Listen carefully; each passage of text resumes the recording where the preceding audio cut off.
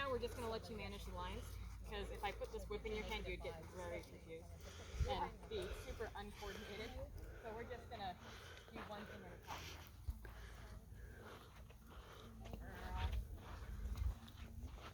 So when you're long lining, especially in an enclosed space, I usually kind of stand just a little bit to the inside because I don't have to walk as much. That's good. You know, that, and when you're dealing with greener horses, a lot of them kind of like being able to see you just a little bit. You can eventually move directly behind them, but at the start of it, they kind of like being able to see you and not having you disappear. It's a little reassurance thing. Yep. As they get better about it, they know that you're back there. Don't drift right. There you go. Because what happens when you start drifting right, you lose your right rein. Same thing when you start drifting left. So as we go to make our right turn, you're going to either kind of stand slightly still or step forward into your right rein.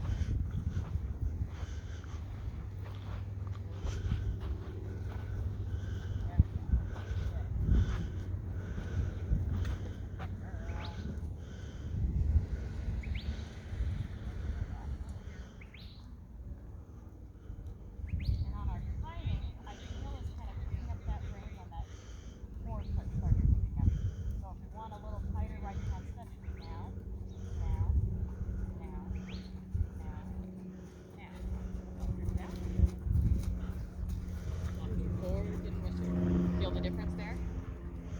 A little more consistent here.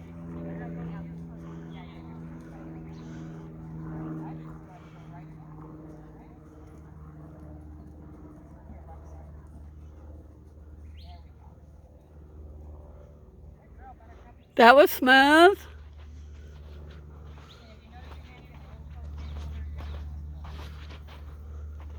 We have two options when it comes to adjusting our lines. We can either, pinch and grab and roll our hands up there, or we can simply allow the horse to move more forward. We can slow our bodies down and just let them take out the slack. Yeah. So those are your two options. If you find yourself getting a little long, you can either, shimmy and bolt up, or you can just let her walk a little faster than you are and she'll take out the slack. So you notice you're getting a little closed on that elbow. That's telling you your right rein's getting a little long. Yep. There you go. Good girl, Buttercup. Forward. There you go. Okay. Just a little body block. Good girl, Buttercup. Okay. Now if I'm doing like a super tight turn around an obstacle, sometimes I'll drift out just for the sake of not getting tangled here. But for the most part, I'm going to be moving forward and towards the direction that she's going. I'm not going to want to be going out here to make my turn. One, I don't need to make that many steps. And two, as you swing towards the outside, it changes the dynamics on the ring.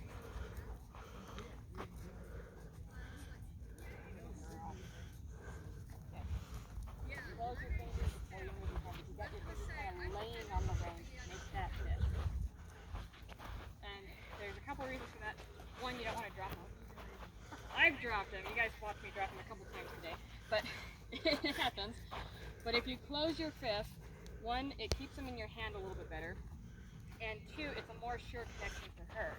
If your fingers are open, as she comes into that hand, she's going to feel the flexion in your fingers, and she's going to question it a little bit more.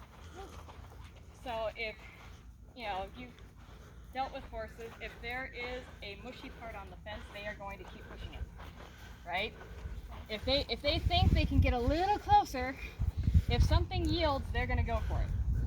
So same thing with your hand. If your fingers are open, they're going to be more yielding, and it's going to require more pull from you in order to get a response. Do you see how she's turning her left foot in? Look at her left hind foot. Yeah. She does it just a smidge on the right. It can be a strength issue. Some of them will be a little wobbly in their hocks if they don't have enough strength in their butts. Do you think she'll get better with that as we go along? Or? Probably. And it could also be, you know, looser footing too. Yeah.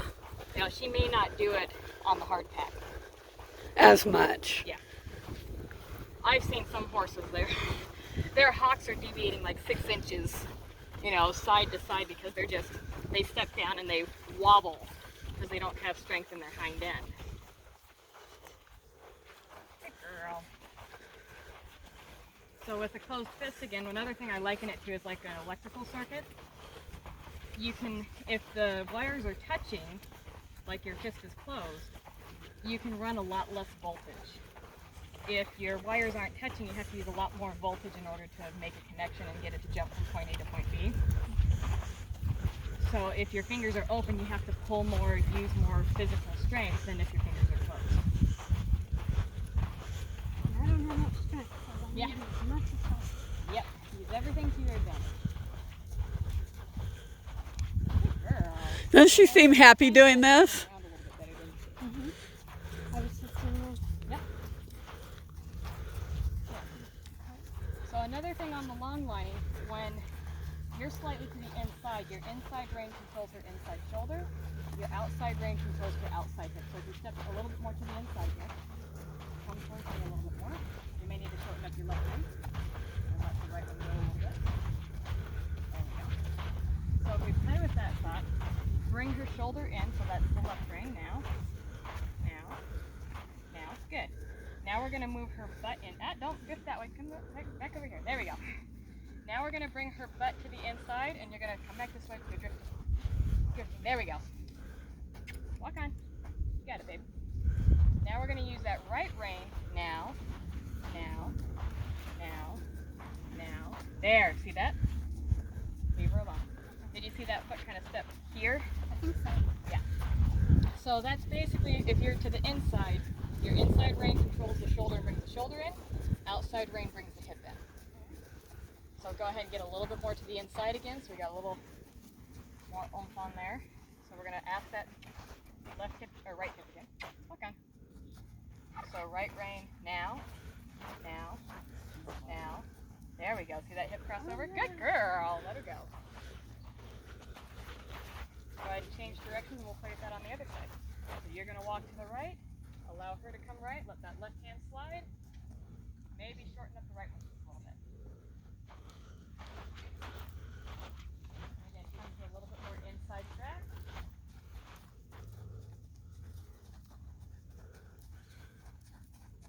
So for a normal right turn, we can engage that right rein to bring the shoulder in. Now, yep. This one here, we're bringing the shoulder. She's definitely a left-handed horse. Now. This one. Oh. Now. All right. Now we're going to ask for that butt. Right about now. There we go. There. Good girl. Yeah. Okay. And we basically only want one active hand at a time. If you're going back and forth left and right, something's wrong. Okay. Right? So we may have, I'm sure you saw as I was messing with Knight, especially when he was diving in and falling out. I had one that was pretty tight, and the other one you saw me working my arms back and forth. So I had one steady, and I was engaging and releasing the other one to get him where I wanted him to be. So you can, like, if we're on a right-hand circle here, and we want her to drift out, you can kind of get like 6 ounces in your left hand, and we can play with our right hand now, and you can push her out to the left. They kind of move away from the active hand. So we're going to do that on this side. Just hold this one, and then we're going to play with this one. So feel the right one, and now with that left hand, now. Oh, you can feel this one. Feel the right one, and now with the left. Now. There we go. You see her kind of drift out to the right a little bit? I was still looking at Yeah, it. that's fine. That's fine. There's a lot of parts to play with here. So we're going to go ahead and do that again. I'm going to keep a feel on this one and play with that left hand. Now. There we go. Good girl. Try it one more time on this one. You're going to feel this hand in your elbow, and we're going to play with that one. This is also where the whip comes in.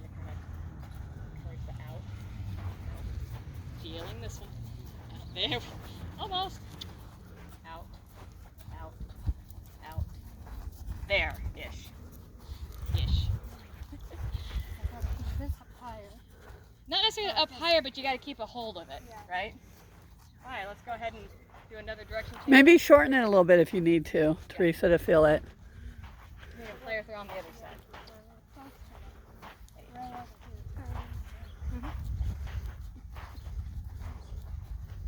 There you go. Coming to the right. There you go.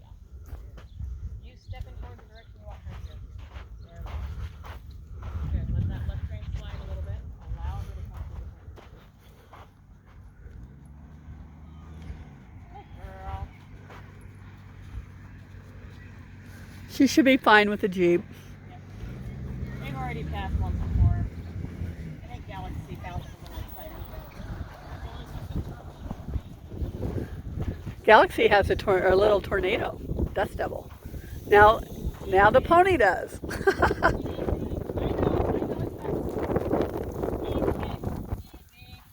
Good girl.